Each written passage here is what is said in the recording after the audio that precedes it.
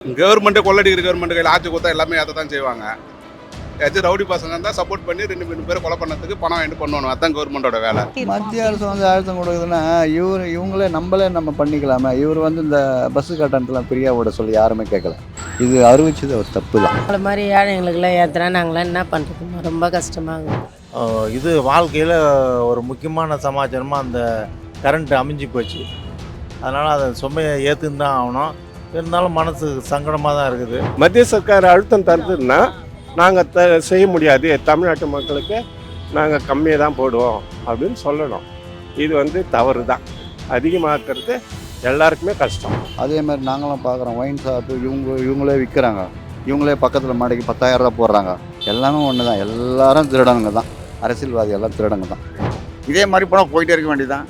துண்டை போட்டு தைல துண்டை போட்டு போயிட்டே இருக்க வேண்டியதான்.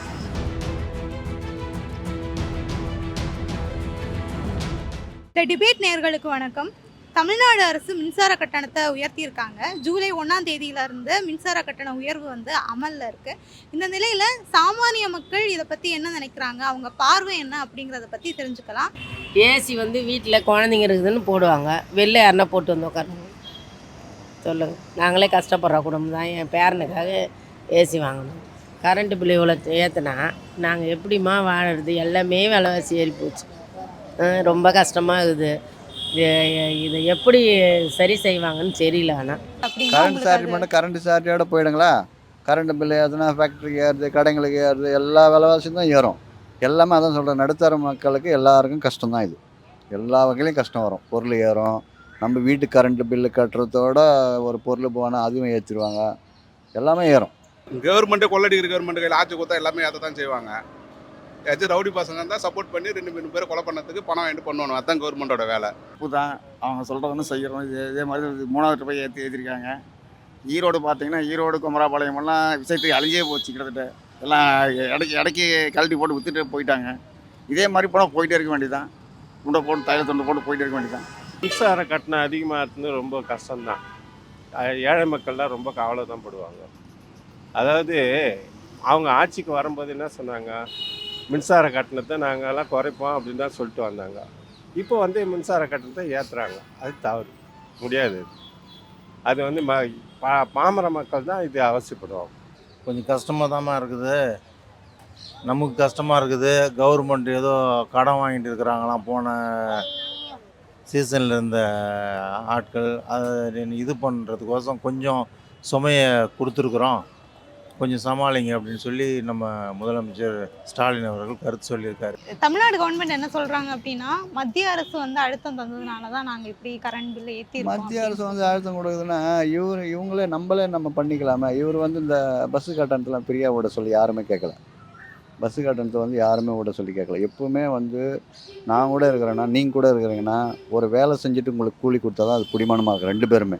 வேலை செய்யாமல் கூலி கொடுத்தா அது நம்மளே சோம்பேறித்தனமாகிறது. அவங்களையும் சோம்பேறித்தனமாக்கி நம்ம கஜானாவும் காலி ஆகிடும். இது அறிவிச்சது ஒரு தப்பு தான். மத்திய அரசு என்ன சொன்னாலும் அழுத்தம் கொடுத்தலாம் செய்வாங்களா? கொலை பண்ண சொன்னால் அழுத்தம் கொடுத்தா பண்ணுவாங்களா? சட்ட ஒழுங்கு சீர்திருக்க சொன்னால் பண்ணுவாங்களா? மத்திய கவர்மெண்ட் என்ன பண்ணல? எது அழுத்தம் கொடுத்தது எதை சொல்கிறீங்க? இவங்கள்ட்ட இருக்கிற பணத்தெல்லாம் கொண்டு வந்து கொடுக்க வேண்டியது தானே கவர்மெண்ட்டை.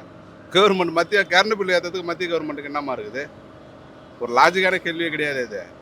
இவனுக்கு இஷ்டத்துக்கு ஏற்றுறானு, வருமானம் இல்லை, கஜானா காலி ஆகணும், கொள்ளை அடிக்கிறதுக்கு ஏற்றுறானுவ. கரண்ட் பில்லு பண்ணுமா இருக்காங்க. டேக்ஸ் எல்லாம் ஏற்றிருக்காங்களே, ப்ராப்பர்ட்டி டேக்ஸ் எல்லாம் ஏற்றிட்டாங்களே, திருமங்க ஏற்றிட்டாங்களே. அது வெளி திறமை ஏற்றிக்கிட்டே தான் இருக்காங்க. ப்ராப்பர்ட்டி டேக்ஸ் கட்ட போனால் தானே தெரியுது. 350 ரூபா கட்டினா இன்றைக்கி 1200 கொடுன்றான். எங்கே போய் கட்டுறது? எத்தனை முறை 5 முறை இருந்து ஏறினாலும் நம்ம அதை இது பேஸ் பண்ணி தான் ஆகணுமா? சரி, தமிழ்நாடு அரசு என்ன சொல்லுது? நம்ம வெளியிலேருந்து வாங்குகிறோம் ஒன்று, அதை நம்ம அளவுகோல் போட்டு கொடுக்குறது மத்திய அரசு. இல்லை அவங்கெல்லாம் குறைச்சா தான் நம்ம குறைக்க முடியும்னு சொல்லி இவங்க தப்பிச்சுன்னு போவாங்கன்னு நினைக்கிறேன். ஆமாம், ஏன்னா ஏற்கனவே அதிமுக தப்பிச்சுன்னு போச்சு, இப்போ இவங்க தப்பிச்சுன்னு போவாங்க. ஆனால் உண்மையே அவங்க வெளியில் காசு கொடுத்து கரண்ட் வாங்குறாங்க பார்த்தீங்களா, அவங்களெல்லாம் கொஞ்சம் கம்மி பண்ணால் தான் நம்மளுக்கு கம்மியாகும்னு கடைசியாக மனசு சொல்லுது. ஃப்ரீயாக எந்த அரசு இவரென்று சொல்ல, எந்த அரசியல் தலைவராக இருந்தாலும் எந்த திட்டமும் ஃப்ரீயாக கொடுக்கக்கூடாது. ஃப்ரீயாக கொடுக்கறது ஒரே ஒரு எதுன்னா விவசாயத்துக்கு கொடுக்கலாம், ஹாஸ்பிட்டலுக்கு கொடுக்கலாம், பசங்க ஏழை கவர்மெண்ட் ஸ்கூலுக்கு கொடுக்கலாம். மீதியெல்லாம் இதெல்லாம் வந்து பண்ணக்கூடாது. ரோடு வசதி பண்ணலாம். ஒரு ரோடு கூட சரி கிடையாது. சென்னையில் எனக்கு தெரிஞ்சு சென்னையில் ஒரு ரோடு சரியில்லை, ஒரு கார்ப்பரேஷன் வேலை சரியில்லை. இவங்கெல்லாம் சீர்திருத்தம் பண்ணாலே போதும். இதெல்லாம் எதுக்கு ஏற்றணும்? இதெல்லாம் ஏற்கனவே ஜனங்க கஷ்டப்படுங்கிறாங்க. அதே மாதிரி போலீஸுங்க மடக்கி மடக்கி மடக்கி ஹெல்மெட்டுக்கு ரூ. 1000 1000 பிடிக்கிறாங்க. அதே மாதிரி நாங்களும் பார்க்குறோம், ஒயின் ஷாப்பு இவங்களே விற்கிறாங்க. இவங்களே பக்கத்தில் மடக்கி ரூ. 10,000 போடுறாங்க. அந்த எதுக்கு அந்த 10,000 போனால் அவன் குடிச்சிட்டான் விழுந்து செத்துருவான்ட்டு நல்லது நினைக்கிற மாதிரி சொல்கிறாங்க. அவன் செத்தாலும் பரவாயில்ல, அவன் குடும்பத்துக்கு அந்த 10,000 தான் பெருசு. அவன் குடும்பத்தில் என்ன நினைப்பாங்க தெரியுமா? அவன் மாட்டிக்கினான்னா அவன் செத்தா கூட பரவாயில்ல, 10,000 கட்டி எங்கேருந்து கட்டுறதுன்ட்டு அப்படி ரொம்ப ரொம்ப தாய்மாருங்க ஆட்டோவில் போகிறவங்களே சொல்கிறாங்க. நானே காதால் கேள்விப்படுறேன். அதனால் இதெல்லாம் ரொம்ப கொள்ளை அடிக்கிறாங்க கவர்மெண்ட். மத்திய சர்க்கார் அழுத்தம் தருதுன்னா நாங்கள் செய்ய முடியாது, தமிழ்நாட்டு மக்களுக்கு நாங்கள் கம்மியாக தான் போடுவோம் அப்படின்னு சொல்லணும். இது வந்து தவறு தான். அதிகமாக்குறது எல்லாருக்குமே கஷ்டம். இதுலேருந்து விவசாயிங்களுக்கு இலவசம், அது பரவாயில்ல. மற்ற கடைக்காரங்களாம் என்ன பண்ணுவாங்க, அதில் தான் வைப்பாங்க.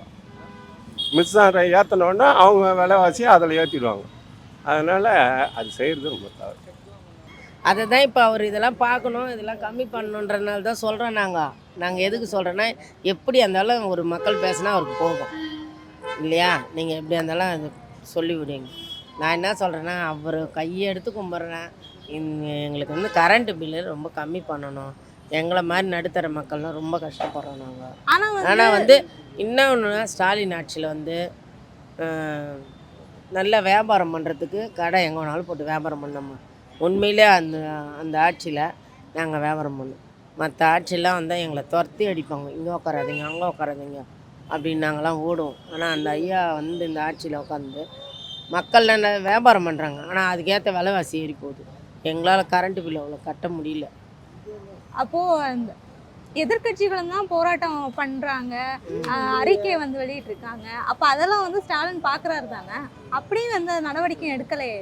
எங்களை மாதிரி மக்களுங்க 4 பேர் பேசுகிறாங்கல்ல, அதை எப்படி இருந்தாலும் அவர் பார்ப்பார். எங்களுக்கு கண்டிப்பாக அவர் ஏதோ ஹெல்ப் பண்ணுவாருன்ற ஒரு நம்பிக்கை, இதை கம்மி பண்ணுவாருன்ற ஒரு நம்பிக்கை நாங்கள் பேசுகிறோம். அதுக்கப்புறம் அவர் என்ன பண்ணுவான்றது தெரியாது. ஆமாம், முதல்ல எல்லாம் சொன்னாங்க, பால் விலை கூட வந்தவொடனே 3 ரூபா குறைச்சாங்க, அதுக்கப்புறம் ஏற்றினாங்க. அதாவது சொல்கிறது ஒன்று செய்கிறது ஒன்றா இருக்குது. சொல்ல மாதிரி செய்யணும், அது செய்யலை. இந்த ஆட்சி வந்து சொல்கிறாங்க, ஆனால் நடைமுறைக்கு செய்ய முடியல. திமுக அரசு எதிர்க்கட்சியா இருக்கிறப்போ மட்டும்தான் வந்து மக்களுக்காக நிற்கிறது. ஆமாம், அப்போ குரல் கொடுக்குறாங்க, எல்லாத்துக்குமே குரல் கொடுத்தாங்க. இப்போ முதல்ல இருக்கும்போது டாஸ்மார்க்கை ஒழிக்கணும்னாங்க. இப்போ இவங்க வந்தவங்க டாஸ்மார்க்கு இன்னும் அதிகமாக தான் ஆகுது, கள்ளசாராயமாக அதிகமாகுது, குறையில. அதை எடுப்போன்னு சொன்னாங்க, சுத்தமாக எடுத்துருவேன் அப்படின்னாங்க. கொஞ்சம் கொஞ்சமாவது எடுக்கலாம், அதுவும் எடுக்காத அப்படியே தான் வச்சுருக்காங்க. மொத்தத்தில் வந்து கவர்மெண்ட் சொல்கிறத செய்கிறது கிடையாது. அடுத்த கொடுத்து எல்லாமே செஞ்சுருவீங்களா? எல்லாம் எதாவது கொடுத்து செஞ்சுருக்காங்க, எதாவது கொடுத்து செஞ்சுருக்காங்க, எதையும் செய்யறதில்ல. அப்போ இதை மட்டும் தான் செய்கிறீங்க. இது ஒன்று தான் செய்வீங்களா? 10 தான் செய்ய மாட்டீங்களா? ஆட்சிக்கு வர வரைக்கும், முன்னாடி இருந்த வரைக்கும் இப்படி தான் பேசுவாங்க. ஆட்சிக்கு வந்தால் வேறு மாதிரி தான் பேசுவாங்க. அது எல்லாமே எதிர்பார்க்கறதுன்னு. இங்கே இருக்க தமிழ் தேச கட்சிக்கு வாடகை விட்டு சம்பாதிக்கிற கட்சிக்காரங்களுக்கு பூரா கவர்மெண்ட்டில் திமுககாரன் தான் ஃபண்டு கொடுத்து பண்ண வைக்கிறான். ஏடிஎம்கே கட்சி வந்தால் இங்கேருந்து சமூக உணவராளி பூரா பண்ணுவானுங்க. எல்லாம் கட்சிக்காரனும் மே 18 இயக்கம் புது புது இயக்கமெல்லாம் வந்து ஆர்ப்பாட்டம் பண்ணோம். ஆனால் ஸ்டாலின் ஏத்திரம் யாரும் பண்ண மாட்டேன்றாங்களே திமுக கட்சிக்கு. ஏன்னா திமுக தான் எல்லாத்துக்கும் ஏஜெண்டாக செயல்படுது. அதான் சொல்கிறேனே, அவங்க வெளியில் இருக்கும்போது யாருமே இவங்கன்றது நான் சொல்ல வரல, யாருமே எதிர்க்கட்சியாக இருக்கும்போது சொல்கிறாங்க, உள்ளே வந்துட்டு பிறகு கமக்கமாகிடுறாங்க. இவங்களும் வந்து எதிர்க்கட்சியாக இருக்கும்போது, டிஎம்கே எதிர்க்கட்சியாக இருக்கும்போது நாங்கள் வந்தோம்னா ஒயின் ஷாப்லாம் கம்மி பண்ணுவோம், குறைச்சிடுவேன்னாங்க. ஒன்றும் குறைக்கல, ஏன்னா அதில் லாபம் வருது. அதனால் இவங்க குறைக்க முடியாது. சும்மா வெளியிலேருந்து, இப்போ நான் கூட வெளியில் இருந்து சொல்லுவேன், உள்ளே வந்தோன்னா கம்முன்னு ஆயிடுறேன். எல்லாமே ஒன்று தான், எல்லாரும் திருடனுங்க தான், அரசியல்வாதி எல்லாம் திருடங்க தான்.